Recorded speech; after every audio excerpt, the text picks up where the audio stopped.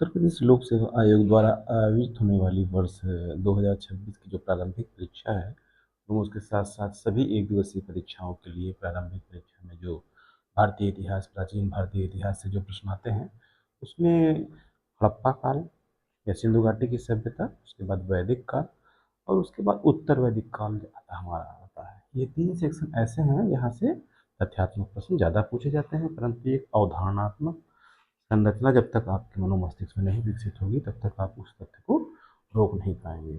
जब हम भारतीय इतिहास के अध्ययन के स्रोत जान लेने के बाद जब हम क्रोनोलॉजी के रूप में आते हैं तो सबसे पहले सिंधु घाटी सभ्यता, इंडस वैली सिविलाइजेशन के बारे में पढ़ते हैं। इंडस वैली सिविलाइजेशन के बाद हमारा वैदिक काल आता है।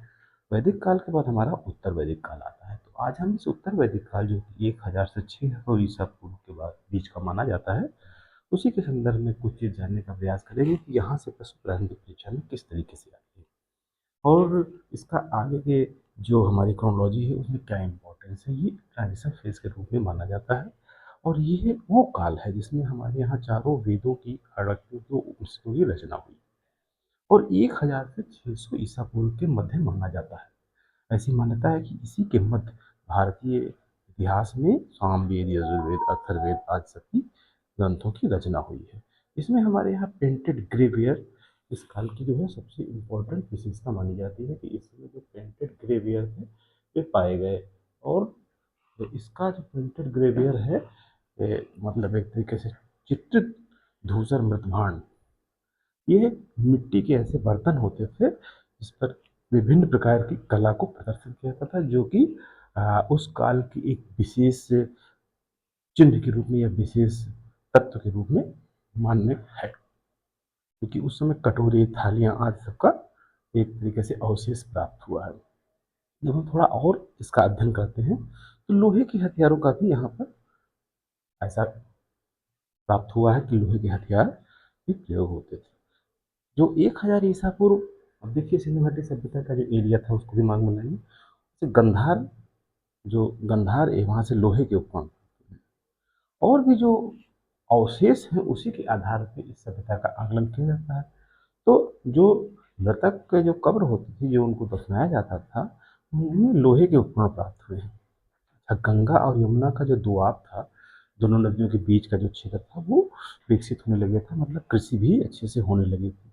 अब चित्रित भूषण मृदभांड जो हमारे एक तरीके से पेंटेड ग्रे हैं ग्रेवियर हैं, वो 4 जगहों से प्राप्त हुए हैं। अतरंजी खेड़ा, जखेड़ा, हस्तिनापुर, नौ, ये भी प्रारंभिक परीक्षा का प्रश्न है जो कि आ चुका है। तो जितने भी हुए वहाँ केवल अतरंजी खेड़ा से ही लोहे का साक्ष्य प्राप्त हुआ है। ये भी प्रश्न प्रारंभिक परीक्षा में आ चुका है, हर जगह अधिकांश जगहों पे वनडे एग्जाम में पूछा गया है। तो अतरंजी खेड़ा कहाँ पर है ये देख लें, आप मैप में समझने का प्रयास करें। ज्योग्राफी के हिस्ट्री के साथ हमेशा मैप का भी मिलान करके अध्ययन करने का प्रयास करें। उत्तर वैदिक ग्रंथों में लोहे के लिए लौह अयस्क और कृष्ण अयस्क का प्रयोग हुआ है। अच्छा, पहली बार कृषि से संबंधित लौह उपकरण, खेती में काम करने वाले जो लौह उपकरण है वो भी अतरंजी खेड़ा से प्राप्त हुए। अब जो आर्य हैं, वैदिक काल में आर्यों ने यमुना, गंगा और सदानीरा, जो गंडक को सदानीरा कहते थे, को अपने अधिकार में कर लिया। यह मान्यता एक तरीके से पश्चिमी इतिहासकारों के ज्ञानवर्धन के आधार पर हुई है।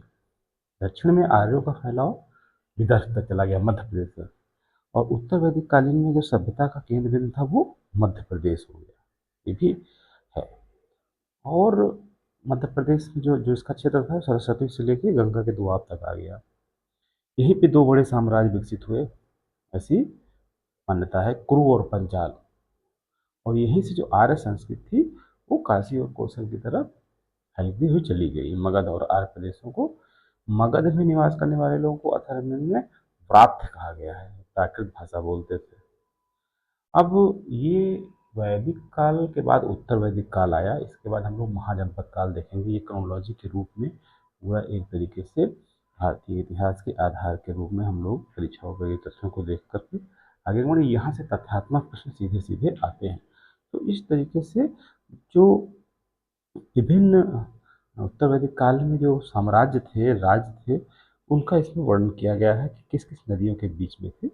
कुरु ने, इसके बाद देखिए, जो उत्तर वैदिक काल में कुरु और भरत के 2 कबीले थे, उनको मिलकर के कुरु एवं तुर्वस तथा पृथ कबीला मिलकर पंचाल कहलाए। अब ये व्याख्या इसको इतिहास में जाकर डिटेल में देखने का प्रयास करना होगा। इस तरीके से पूरा ये देखिए है, क्योंकि एक तरीके से उत्तर वैदिक काल के इतिहास के बारे में इसको पॉज करके देखें कहाँ से है। इसके बाद ब्रह्मर्ष देश जो है, आर्यों ने जो विंध्याचल तक अपना विस्तार कर लिया, हिमाचल और विंध्याचल के जो बीच का वो मध्य देश कहलाया। अब उपनिषद काल में ही जो है विदेह ने पांचाल का स्थान ग्रहण कर लिया। उत्तर वैदिक काल में ही पहली बार आंध्रों के बंगाल के पुंड्रों, उड़ीसा और मध्य प्रांत के शहरों के बीच दक्षिण पश्चिम में पुलिंदों के नाम मिलते हैं। अब इस यहाँ पे अथर्ववेद में कुरु राज्य की समृद्धि का भी वर्णन है। अब एक मान्यता के अनुसार महाभारत का युद्ध 950 ईसा पूर्व के आसपास माना जाता है, लेकिन इसकी वैधानिकता उतनी नहीं है, इससे भी ज़्यादा है। अब उत्तर वैदिक काल के राजनीतिक संगठन कैसे थे और राजतंत्र का क्या स्वरूप था, राजतंत्र की क्या भूमिका थी, ये सब प्रारंभिक परीक्षा के पॉइंट से अत्यंत महत्वपूर्ण है। इसको हम लोग अपने नेक्स्ट वीडियो में देखेंगे कि किस तरीके से क्रोनोलॉजिकली सिंधु घाटी सभ्यता, वैदिक काल और उत्तर वैदिक काल तथा महाजनपद काल, ये चार चीज़ों में हम लोग उत्तर वैदिक काल के राजनीतिक संगठन की महत्वपूर्ण तथ्य उनको परीक्षा के लिए आगामी वीडियो में देखेंगे।